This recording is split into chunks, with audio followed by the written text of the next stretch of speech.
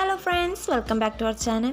ഇനി ഞാനിവിടെ കാണിക്കാൻ പോകുന്നത് ഒരു അടിപൊളി ടേസ്റ്റി ആയിട്ടുള്ള ഒരു പിക്കിളിൻ്റെ റെസിപ്പിയാണ്. മാങ്ങയും ക്യാരറ്റൊക്കെ വെച്ചിട്ടുള്ള. അപ്പോൾ നമുക്ക് റെസിപ്പിയിലേക്ക് കിടക്കാം. അതിനായിട്ട് ആദ്യം തന്നെ ഒരു പാനിലേക്ക് കുറച്ച് ഓയിൽ ഒഴിക്കാം. ചൂടായ ഓയിലിലേക്ക് കടുക്, കറിവേപ്പില, ജീരകം, ഉലുവ എന്നിവ ചേർത്ത് വഴറ്റുക. പിന്നീട് ഇതിലേക്ക് അരിഞ്ഞു വെച്ച ഇഞ്ചി, വെളുത്തുള്ളി, പച്ചമുളക് എന്നിവ ചേർത്ത് നല്ലവണ്ണം മിക്സ് ചെയ്ത് പച്ചമണം മാറുന്നത് വരെ വഴറ്റണം. പച്ചമണം മാറിയാൽ നേരത്തെ മാറ്റി വെച്ച ഉലുവ, മഞ്ഞൾ, കുരുമുളക്, ജീരകം, കായം എന്നിവയുടെ പൊടികൾ ചേർത്ത് നന്നായി ഇളക്കുക. ഇനി നമുക്ക് ഉപ്പിലിട്ട് വെച്ച സാധനങ്ങൾ വെള്ളം കളഞ്ഞ് ചേർക്കുകയാണ് വേണ്ടത്. ഇത് 2 ആഴ്ച മുന്നേ ഉപ്പിലിട്ട് വെച്ചതാണ്. ഇത് വെറും 1 ഡേ ഓവർനൈറ്റ് മാത്രം വെച്ചാലും മതി.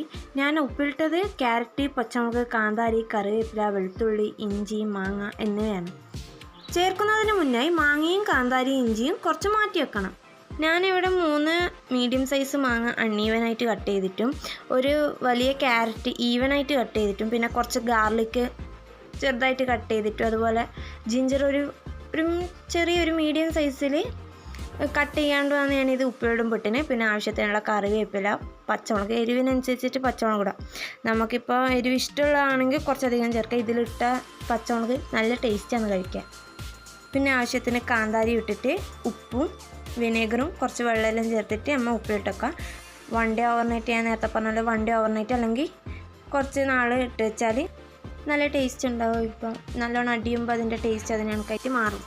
ഉപ്പിലിട്ട് ചേർക്കുമ്പോൾ നമ്മൾ മാറ്റി വെച്ച മാങ്ങയും കാന്താരിയും ഇഞ്ചിയും അരച്ചിട്ട് ചേർക്കണം.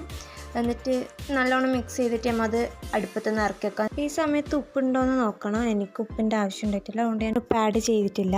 ചൂടാറിയിട്ടാകുമ്പം ഒരു 2 ടേബിൾ സ്പൂൺ വിനേഗറും ചേർത്ത് നന്നായി മിക്സ് ചെയ്യുക. എന്നിട്ട് കംപ്ലീറ്റ്ലി കൂൾ ഓഫ് ആയതിനു ശേഷം നമുക്ക് ബോട്ടിലേക്ക് മാറ്റി വെക്കാം. ഞാനിതൊരു 3 to 4 months സ്റ്റോർ ചെയ്യാൻ റെക്കമെൻഡ് ചെയ്യും. നമ്മളത് പിന്നെ അത്രത്തോളം നിൽക്കില്ല, 2 ആഴ്ചക്കുള്ളിൽ തന്നെ അത് കഴിയും. അപ്പോൾ എല്ലാവരും വൺസ് എങ്കിലും ഒന്ന് ഇത് ട്രൈ ചെയ്യണം. വേർത്തിട്ടാണ്. അപ്പോൾ സിമ്പിളുമാണ്, അത്ര ടേസ്റ്റും ഉണ്ട്. അപ്പോൾ എല്ലാവരും ഒരു പ്രാവശ്യമെങ്കിലും ട്രൈ ചെയ്തിട്ട് ഫീഡ്ബാക്ക് അറിയിക്കുക. അപ്പോൾ വീഡിയോ ഇഷ്ടമായാൽ ലൈക്ക് ചെയ്യുക, കമൻറ്റ് ചെയ്യുക, സബ്സ്ക്രൈബ് ചെയ്യുക. അപ്പോൾ അടുത്ത വീഡിയോ ആയിട്ട് വരുന്നവരെ ബൈ ബൈ.